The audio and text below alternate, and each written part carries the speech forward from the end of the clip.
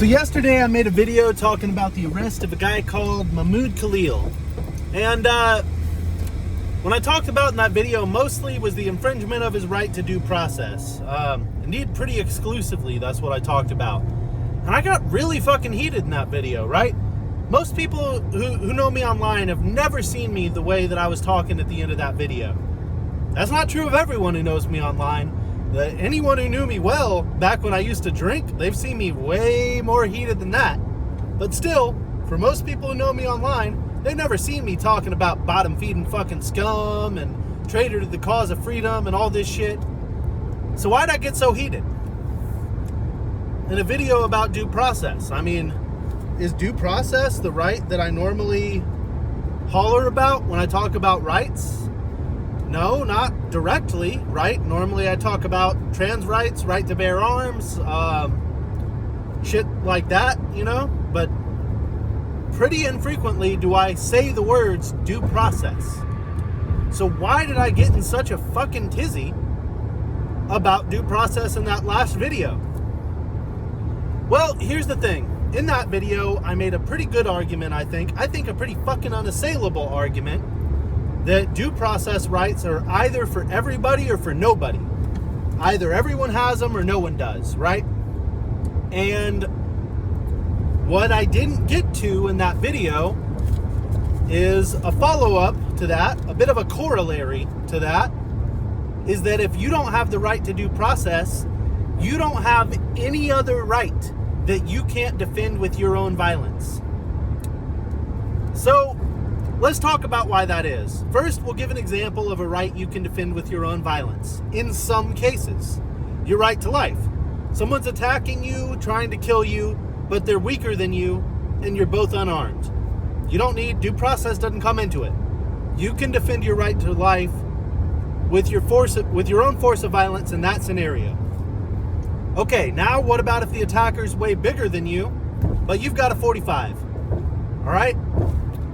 45 don't care how big the guy is. Doesn't care if it's Mahatma Gandhi after the hunger strike. Doesn't care if it's Arnold Schwarzenegger in his prime, right? That 45 is going to kill that motherfucker. So, again, this is a situation where you can defend your own right to life by your own force of violence. But what are some situations where you can't do that? Say you're in Texas, an executing state, and you're accused of murder. Well, if you don't have a right to due process, even if you're innocent, you're about to die. Doesn't matter if you did it or not, if you don't have due process, because you can't prove whether you did it or not, right? You're going to get killed by the state. And there is, I good and goddamn guarantee you, there is no force of violence that you can bring to bear, personally, that is going to protect you from the state of Texas. All right? Hell, let's even talk about the self-defense scenario involving a gun. Without a right to due process, would you have that gun on you? Maybe. If no one had wanted to disarm you. But, as we talked about in the last video, there are irrevocable and revocable things. Irrevocable is U.S. citizenship. Basically, any other right, revocable. Right to movement, right to bear arms. These are revocable rights. If you commit a crime, you can lose them.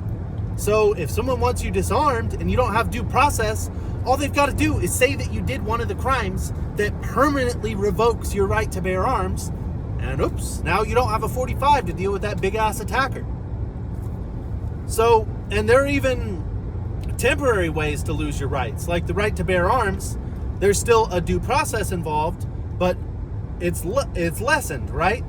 To temporarily lose your right to bear arms, there just has to be a reasonable suspicion, like probable cause that you're in imminent danger to yourself or others. And then on a temporary basis, you can be put on a psych hold, have your right to bear arms taken from you. Well, without even that due process, there's any number of ways your right to bear arms can just be taken from you on a whim, and you won't even be able to defend your own life. So, and you can play this out with any right. The right to freedom of speech, it's really, really expansive in the United States, which is a good thing, but it's not infinite. You can't do libel and slander. Those are civil matters. You can't commit sedition. That's a criminal matter, right? So without due process, what are the ways you prove that you're innocent of libel or slander? The best defense is the thing you said is true, right?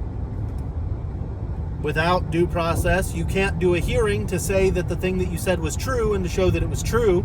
If you're dealing with a public figure, all you've got to show is that you believed it to be true when you said it, because that way we're protected when we criticize our politicians, even if we sometimes wind up being incorrect in our criticism, right? But without due process, you can't even go and argue that you thought it was true when you said it. Sedition, you have to meet very particular things. Because of our expansive freedom of speech, even just saying that you believe the government should be overthrown is not sedition in the United States of America. For it to be sedition, there has to be some additional step. If it's like, I believe that the United States government should be overthrown, and here's a pile of guns, go do it. That's sedition. But without due process, maybe you just said that first thing, and they don't decide to, and you don't get to defend yourself by saying the second thing didn't happen. Maybe you didn't even say the first thing. Maybe all you said is, I don't believe Donald Trump should be in power, which is nowhere approaching sedition. But if you don't have due process, you saying that you could be charged with sedition and just fucking thrown in prison for it. And that's why it's so goddamn infuriating to see people want to just throw away the right to due process because they're butthurt over one person being in the country that they really, really don't like. And again, I don't know a fucking thing about Mahmoud Khalil. Like I said in the last video, all I know is that whether he deserves it or not, he should get the right to due process. Because whether anyone deserves it or not, they should get the right to due process, because if anyone doesn't have it, nobody has it. And it was that's why I got so heated. It was so infuriating to see people, even people who understand the authoritarian threat posed by Donald Trump, defending it because they don't like this one guy so much. And that's why I called them traitors to the cause of freedom. They know what's at stake with Donald Trump. They know that Donald Trump wants to be a dictator, right? And they're still willing to give him the keys to the kingdom, throw away all of our rights, sacrifice all of our rights on the altar of getting rid of one fucking guy they don't like. So that's why due process shit gets me so heated, because it's not just that one right. Due process is every right. Without it, you don't have any rights other than that which you can secure with your own force of arms, personally. So, I think it's safe to say I think due process is pretty fucking important. Now, my emphasis on due process may strike some people as hypocritical, and it's not, and I'll get to why it's not, given some remarks that I've made about vigilante violence.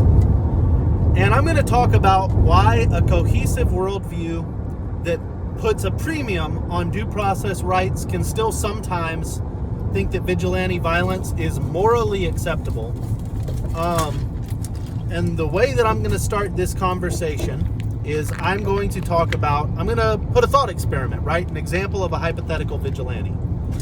Now, this hypothetical vigilante, I think everyone except the most ardent legalist will agree, is morally in the right. This man saw a prominent member of his community raping kids. Okay? What's the problem? Other than, obviously, the terrible crime. But what's the reason why the courts can't settle this?